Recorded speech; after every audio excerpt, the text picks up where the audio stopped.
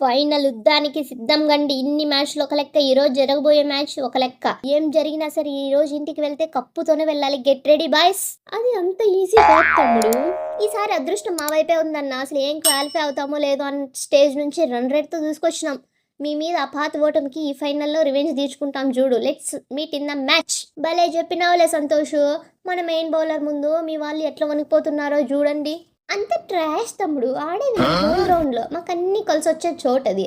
అందుకే వీళ్ళు ఇంత ఎగ్జైట్ అవుతున్నారు. కానీ మ్యాచ్ స్టార్ట్ అయ్యాక వాళ్ళ నోర్లు మూయించి పంపించేస్తా. అవును సూర్యాబాయ్, ఈ గ్రౌండ్ అంటే నాకు ఫుల్ ఐడియా ఉంది. ఇక్కడ స్పిన్ అస్సలు తిరగదు, అంతా ఫాస్ట్ బౌలర్లకే సపోర్ట్ ఉంటుంది.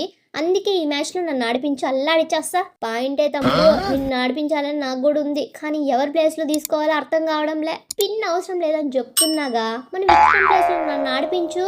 వాడి మధ్య రన్స్ బాగా ఇచ్చేస్తున్నాడు కదా, నేనైతే కరెక్ట్గా సెట్ అయిపోతా. నేను మెయిన్ బౌలర్ని అని నన్ను మర్చిపోకరా. 1-2 మ్యాచ్లో రన్స్ ఇస్తే మాత్రం నన్ను టీం నుంచి తీసేస్తారా? కావాలంటే అభిషేక్ గారిని తీసేయండి, నన్ను కాదు. చక్రం ఒక్కసారి అంటే ఓకే, కానీ నువ్వు ఇంపార్టెంట్ నాకౌట్ మ్యాచ్లో వికెట్లు తీయకుండా రన్స్ ఇచ్చేస్తాను. అటు చూస్తే కుల్దీప్, మియాబాయ్ ఛాన్స్ కోసం వెయిట్ చేస్తున్నారు. నిన్ను తీసేస్తే అలుగుతావు, ఆడిస్తే రన్స్ ఇచ్చేస్తావు. ఏం తమ్ముడు ఇది? సరేలే అన్న, మీ ఇష్టం వచ్చిన వాళ్ళని ఆడిపించుకోండి. విన్నింగ్ కాంబినేషన్తో గెలుస్తామని నా ఆశ, అంతే. మన విక్రమ్ చెప్పింది కూడా కరెక్టే. ఫ్లాప్ అవుతున్నా కూడా మనం ఫైనల్ దాకా వచ్చినామంటే మన టీం పవర్ ఇదంతా విన్నింగ్ కాంబినేషన్ మీద నడుస్తుంది.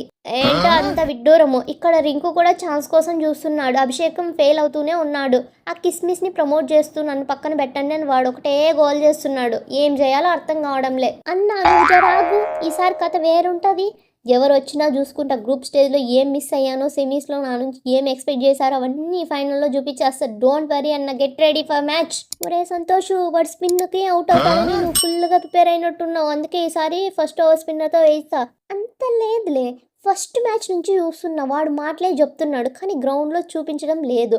అందుకే కొత్త ప్రయోగాలు వద్దు, ఫస్ట్ ఓవర్లో నేను వాడిని పంపించేస్తా. సంతోష్ బాయ్, నువ్వు మెయిన్ స్పిన్నర్వి కావచ్చు కానీ నీకంటే ఎక్కువ వికెట్లు నేను తీసిన.